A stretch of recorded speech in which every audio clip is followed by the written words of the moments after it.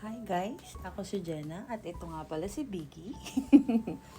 Kami ay magbablog dito sa Japan. Ayan. So, ang issue ngayon sa Japan is worth it pa ba na manirahan dito sa Japan?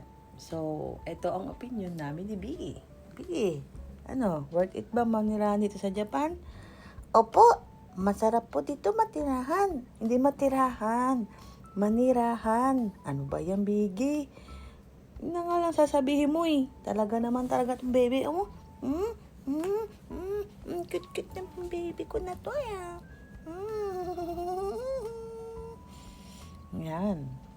So, masasabi namin ni Biggie na para sa amin, di ba ni Biggie, sumang-ayon ka na. Ha? Sumang-ayon ka, ha? Yun, para sa amin, magandang manirahan pa rin dito sa Japan kasi unang-una, kahit na mahal ang cost of living dito, kahit na syempre sa araw-araw pagod ka sa trabaho kasi kung wala kang trabaho dito sa Japan at aasa ka sa government, syempre mapapauwi ka talaga.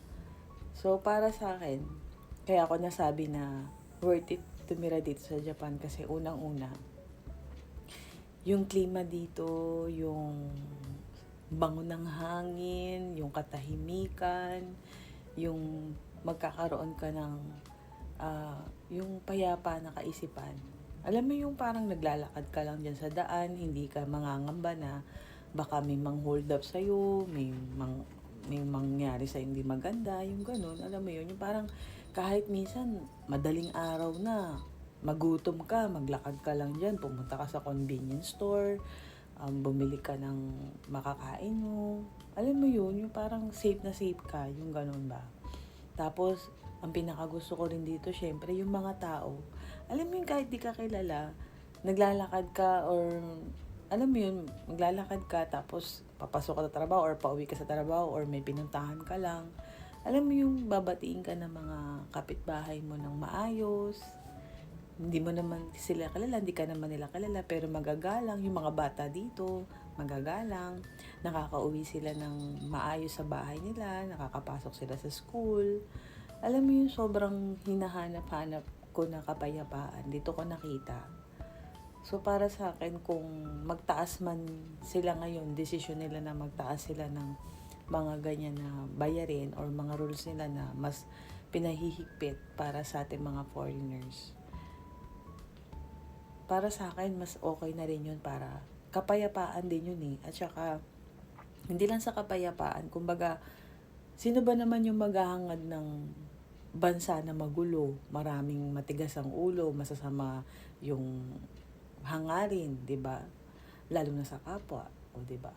Kumbaga kung papaigtingin talaga ng Japan na maging stricto sila sa kanilang rules, mas maganda na yun kasi parang 'di ba kahit sa mga magulang din naman, 'di ba? Gusto ba nila na yung mga anak nila patuloy na nagiging yung masama na yung di ko matagalog, ano ba 'yan? Basta yun na yun. O, yun ang opinion ko guys. Worth it pa rin na para sa akin na dito manirahan. Gusto ko dito manirahan habang buhay. Kasi nandito yung pamilya ko. Nakakasama ko sila. At yung iba ko naman na pamilya sa sa Pilipinas, nakakapunta-punta rin naman sila dito minsan. So para sa akin dahil sa sobrang nagbago talaga yung buhay ko dito sa Japan. Sobrang dito talaga ako nagsimula at dito rin ako magtatapos. Yun lang. Thank you so much.